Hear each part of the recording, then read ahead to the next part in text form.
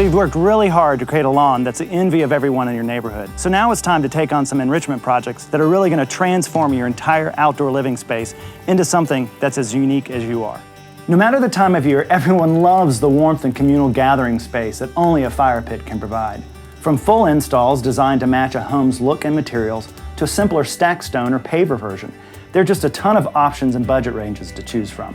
So today I'm going to provide you with a simpler, more cost-effective DIY option for creating that cozy gathering space by using a portable fire pit.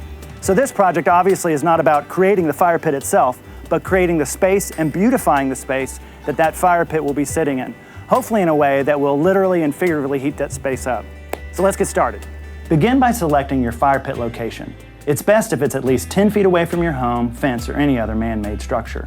You also want to make sure that you not only have enough room for the pit itself, but for seating and milling about as well. I always try to make a space that's about 15 or 18 feet in diameter, 5 to 6 feet for the pit, and then at least 5 or 6 feet all the way around it for seating and walking around. Next, you'll need to mark your space, which is easily done by putting a stake where you want the center of your fire pit area to be. Then tie a string around it, and then stretch the string to the area's perimeter. Then, all you need to do is walk around in a circle and mark it with landscape paint as you go. Then you'll need to prep the general area by raking away any debris and leveling it as best you can. To keep everything in place and to give the area a finished touch, you'll want to install ruble strips or some other stone or border where you just painted your perimeter.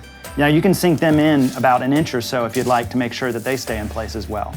Now all that's left is to create the floor, if you will, where you'll place your fire pit, chairs, and all your other items.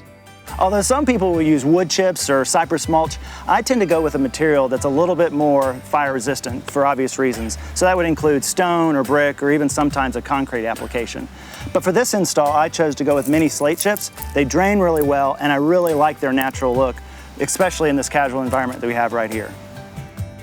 Now it's time to place your fire pit in the center of your space and get on to the really fun and creative part of the project, which is making it look and function like a room inside your home. Remember, there are no rules when it comes to fire pit decor. You can either purchase new seating and accessories to achieve the look you're after, or repurpose existing items that have sentimental meaning or that simply show your personality and the vibe you want your fire pit to communicate. For the fire pit itself on this project, I've chosen this cool 36-inch model from S&S Fire Pits that's made from what was originally the cap of the end of a propane tank, welded to a hubcap. For seating, I've chosen 4 Adirondack chairs that I bought from a big box store. To serve as both a table and cool drink holder, I found this half barrel mounted to a stand and then created a tabletop out of pallet boards. Lastly, I added a couple planters to soften things up a bit and a few stumps to serve as tables or stools. Altogether, this provides a subdued, homey environment that will lure folks in and make them feel right at home so that they'll want to stay a while.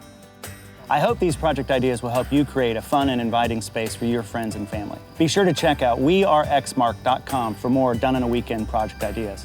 All right, who's for the next some more?